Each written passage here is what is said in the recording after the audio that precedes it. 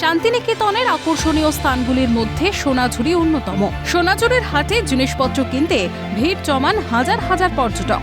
এবার পুজোর মুখে বড়সড় সিদ্ধান্ত পুলিশ প্রশাসনের।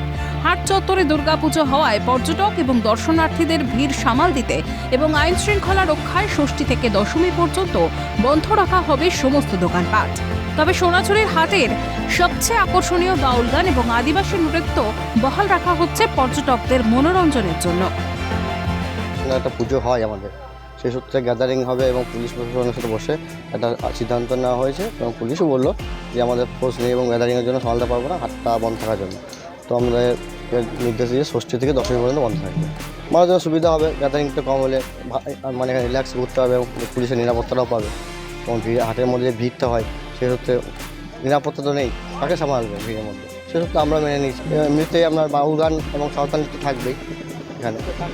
আনুমানিক 2000 সালে আশ্রম কন্যা হিসেবে পরিচিত শ্যামলী খাস্তগীর শান্তিনিকেতনের সোনাঝুরি জঙ্গলে স্থানীয় শিল্পীদের নিয়ে একটি ছোট্ট হাট বসিয়েছিলেন।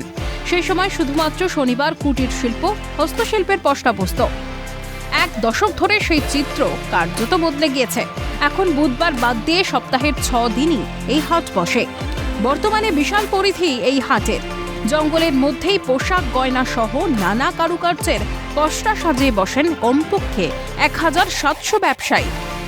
ফলে পুজোর 4 দিন হাট বন্ধ রাখায় ব্যবসায়িক ক্ষতির সম্মুখীন হবেন ব্যবসায়ীরা, তা বলাই বাহুল্য।